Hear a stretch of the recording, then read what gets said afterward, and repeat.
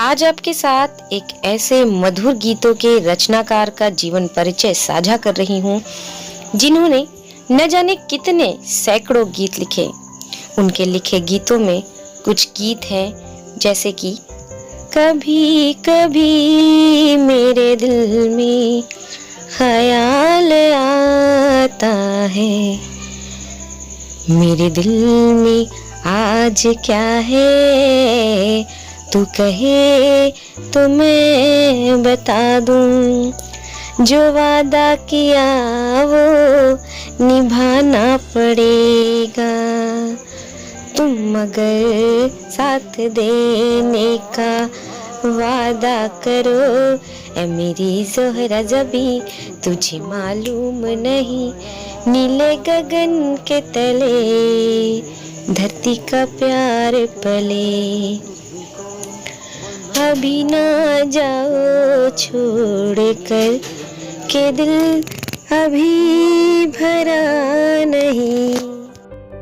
ऐसे ही कई खूबसूरत गीतों की रचना उन्होंने की और उनका नाम है साहिर लुधियानवी।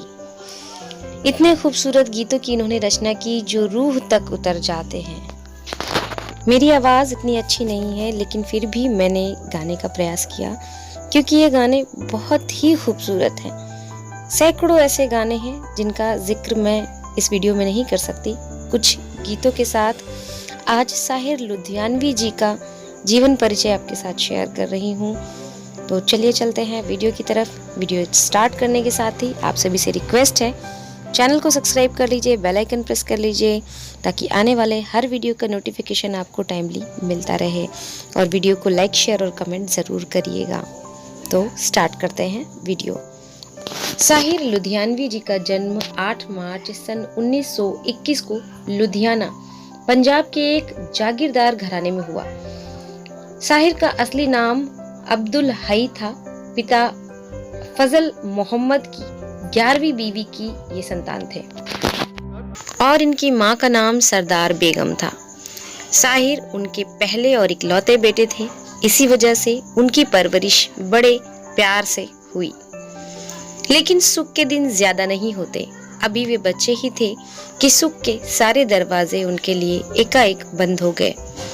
फजल मोहम्मद को अपनी दौलत पर बहुत गुरूर था। उनकी अय्याशियां भी बढ़ने लगी और उन्होंने 12वीं शादी करने का फैसला किया। अपने पति की इन अय्याशियों से परेशान होकर साहिर की मां ने पति से अलग होने का फैसला किया। अदालत में 13 साल के साहिर ने पिता से ज्यादा मां को अहमियत दी थी, इसलिए उनकी परवरिश की जिम्मेदारी उनकी मां को दे दी गई। इसी कारण साहिर का अपने पिता और उनकी जागीर से कोई संबंध नहीं रहा। साहिर जी का लिखा हुआ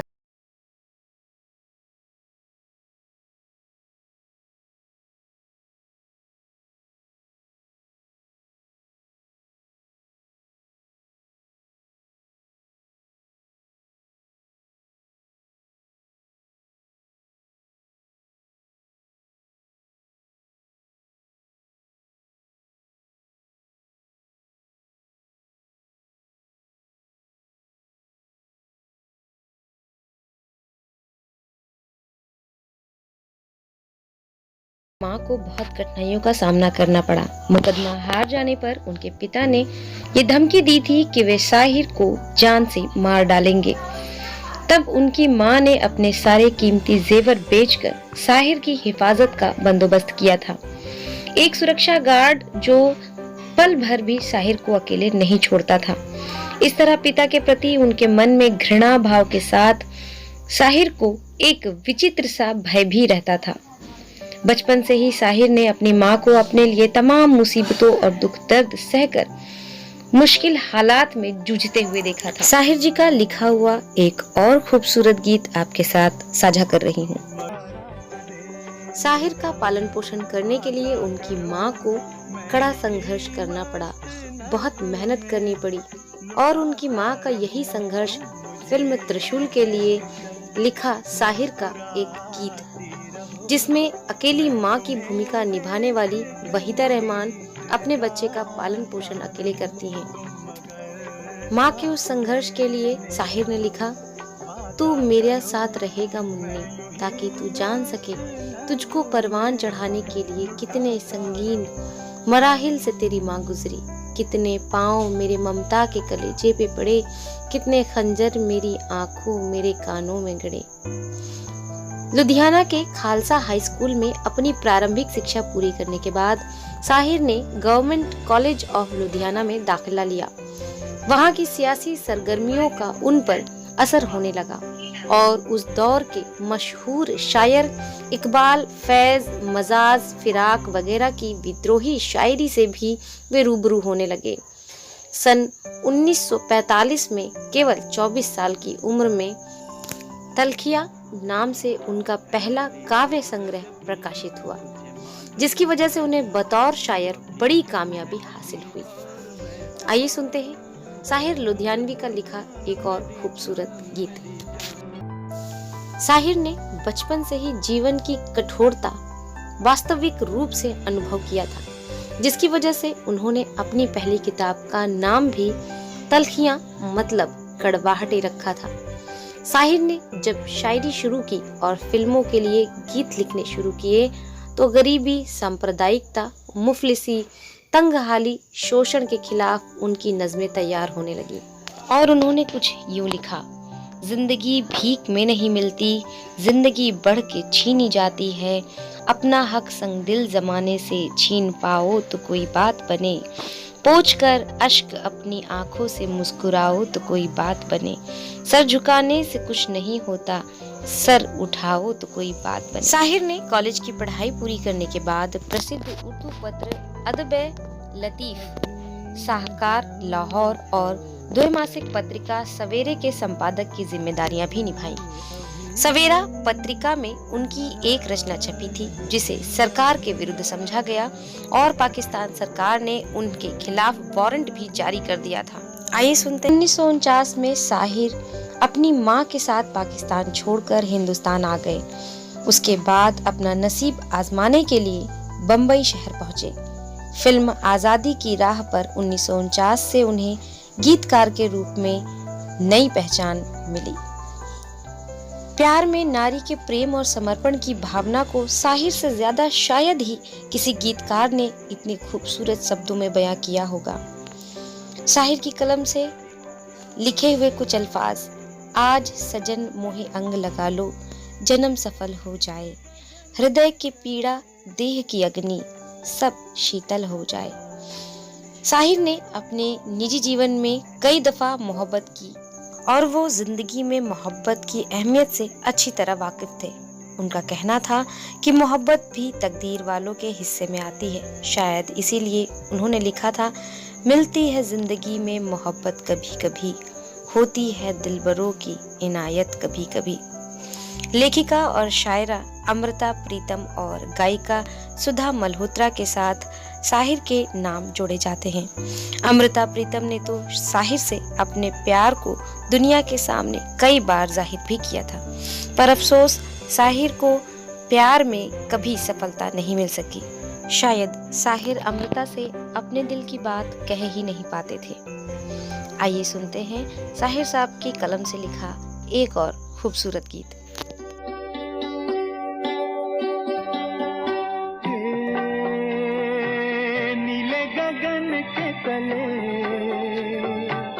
धरती का प्यार पले, नीले गगन के तले, धरती का प्यार पले, ऐसे ही जग में आती हैं सुबहें, ऐसे ही शाम ढले,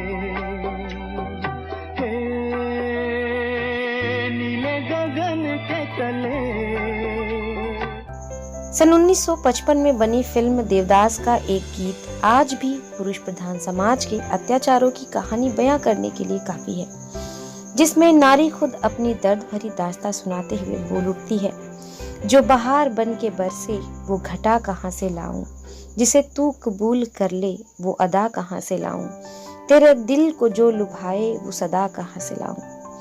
साहिर को समाज के उस ढांचे से शिकायत थी जो इंसान से उसकी इंसानियत छीन लेता है, और शिकायत थी उस तहजीब से, उस संस्कृति से जहाँ मुर्दों को पूजा जाता और जिंदा इंसानों को पैरों तले रौंदा जाता, देवियों की पूजा की जाती और औरतों को इंसान भी नहीं समझा जाता।